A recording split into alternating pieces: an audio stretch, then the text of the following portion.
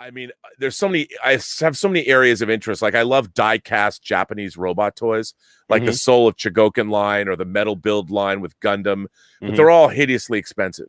Yeah. And when you want to get into those, you want to be a completist. And suddenly, when each figure's, I mean, it's like every figure I buy is from $100 to $400. It's like Yeah. nothing is cheap. Yeah. And who's first of all, when you're at my age with a middle-aged man with one foot in the grave, I'm like, why? I mean, I can't. It's so weird because I can't. Since I was, here's the thing: when I was a kid, licensed toys were just not very good. You know, they weren't the right color. Like the first Kenner Star Wars TIE Fighter for the first 3 3/4 inch action figures, it was white. It wasn't that blue gray, and the wings were not wide. They were too wide and they were too stubby. And the land speeder didn't look. And I was like, why is it that these toys don't look exactly like they? How hard can it be? Yeah. And they would always be like, well, but you have spring-loaded wings that pop off. I'm like, I don't give a shit about that. No. I want them to look good. Yes. You know, and I nowadays the toys are so good. You know, 4 decades later, and I'm an old man, and I see these toys, and it reignites the 10-year-old in me. And I'm like, this is like the die-cast Hot Toys Iron Man armors are the engineering, and they're so good.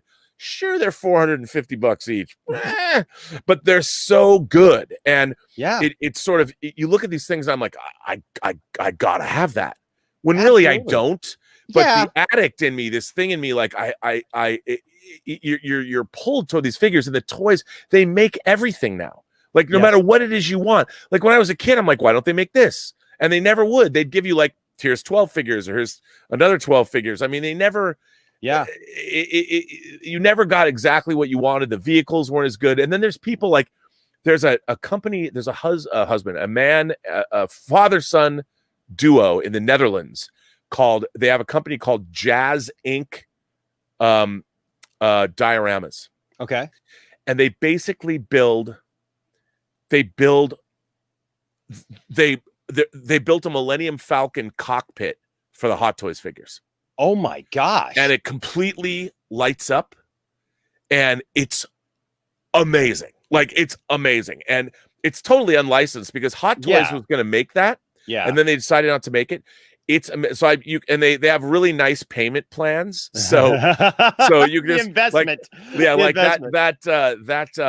that cockpit's like $1,200. Oh my gosh! But it lights up. It has sound effects, cloth seats. It's totally worth it. Oh my god! But they make so many cool things. They made a Bespin gantry where Luke and Vader are fighting, where Luke gets his arm cut off. I mean, it's like this big. You can wall mount it. You can put it on a wall, so it hangs out and it lights up, and it even has the posts. You can either have them when he's already sabered them off, or you can have them when they're intact. I mean, this company is amazing. And you look at the stuff, they did a Death Star diorama where you're on the Death Star watching where Alderaan was destroyed. It came with a 35-inch flat screen and a graphics that you could put on the flat screen that show the targeting of like Yavin and stuff. And I'm like, I didn't buy it. I should have, but they do limited runs. It's all made out of metal, machine metal, and it all lights up. And they just put out a Justice League Batmobile from Zack Snyder's the Justice League, Batman v Superman. Yeah, they made that, and it's amazing. They're doing a '66 Batmobile, which I think I'm gonna have to get. Yeah. But this stuff is so good. The toys are so good now, and it's almost like, I mean, it's never gone away. I've always collected toys or built models or whatever, and like, I mean, you know, I just got the Space 1999 Eagle 2 model kit, the 22-inch one. They make aluminum engine bells, so these are the aluminum engine bells that actually go on the Eagle, and it's for secondary market parts. I mean, it's crazy, and the stuff that they make now is so good that it's so much fun to get this stuff. But I mean, because I don't know if kids today like this stuff, because I'm like, if you grow up where you can play Battlefront 2, where you can play stormtroopers and kill rebel soldiers, and do you want to collect action figures when you actually can have playable characters? Yeah, I think it depends, because I hear a lot, because obviously being a toy guy, like I hear that a lot, like, you know, our kids buying this stuff, and I can see and understand that obviously it's not like you're just a little bit older than me.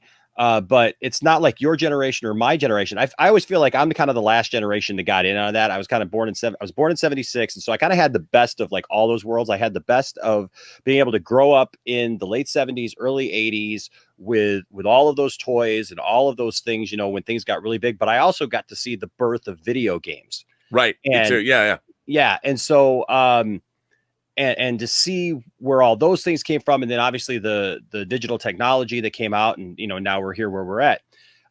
So for me, that I had that experience. So like I sit here and kind of going back to the Todd McFarlane thing, right? So I'm totally in agreement with you when it comes to like the quality, because when I was reviewing that Superman, like I'm putting him next to a Superman figure that just came out the year before, right? And everybody complained because Todd McFarlane went up to 7-inch scale instead of 6-inch scale, so it was like, that was the big complaint. And I'm looking at this thing and I'm looking at the facial features on this McFarlane Superman. And I'm looking at just the curvature and the articulation and just everything about this. And then I look at the figure that I got before, and it's fine, but it looks very cartoony compared to this figure. And the crazy thing is they're both the same price. Like McFarlane is like knocking it out of the park with the price thing. You're getting figures that normally you would have paid maybe $40, $50 for, that kind of quality and sculpting and all that stuff. And so I say that because I think it depends upon the kids. Now, my kids are very much into video games. I mean, they'll play Fortnite all day long. They're into that stuff. Video games with me at this point is, I'm old school, man. I got my NES set up in the other room. I've got a ton of games. 12-year-old me would be very, very jealous of my video game collection as far as my NES, cartridges. Yeah. Right. And I still have my very first video game system, which was an Intellivision 2. That's Intellivision when I was my favorite game system, dude. And so I got it right here next to me. Like I got this box of cartridges, like this was. Do you have Sea Battle in there? I don't know if I have Sea Battle. I loved Sea Battle, and Utopia. I've got Space Battle. I do have Utopia.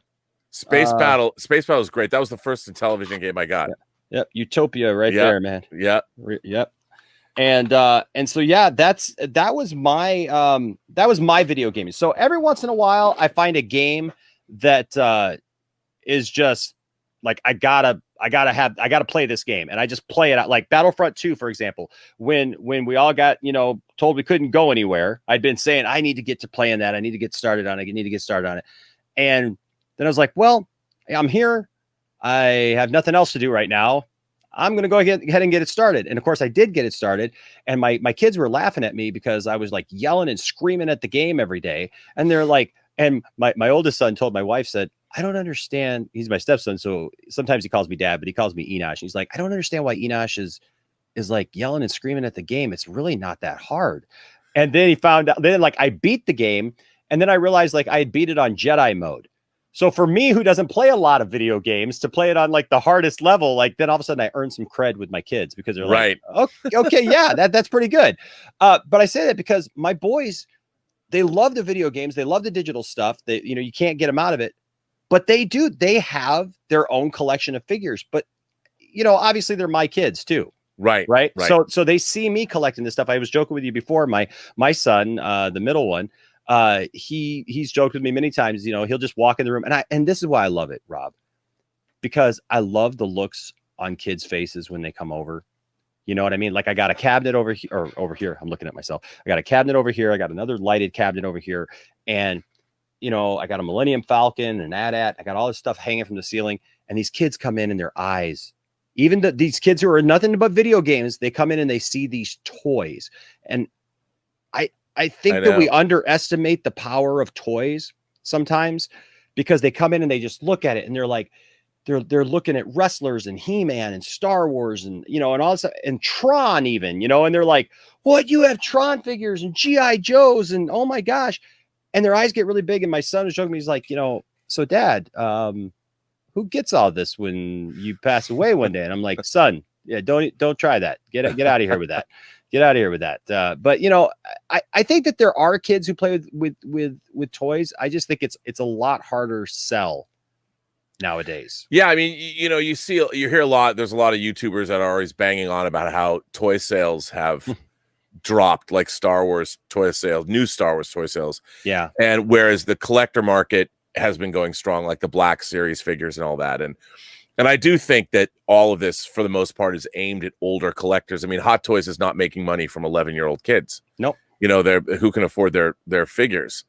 And there is something, I mean, you can get away with it. You put a group of Hot Toys figures under a glass case with lights in it, suddenly it's art. Yes. You know, the figures are so good and the likenesses are so good that they go beyond that. And I think what I love too, the same is true of, like, I love spaceship model kits. And spaceship model kits have become so good now. The quality of them is so good. They've become much bigger than they used to be. And so it's I mean, you can get almost anything that you want. Like, whatever you want, someone makes it. And it's incredible now. And I love the time that we live in. Oh, for sure, man. Although it gets frustrating because if you calculate, I mean, now it's incredibly expensive too. The amount of stuff that, like, nothing that I want is cheap.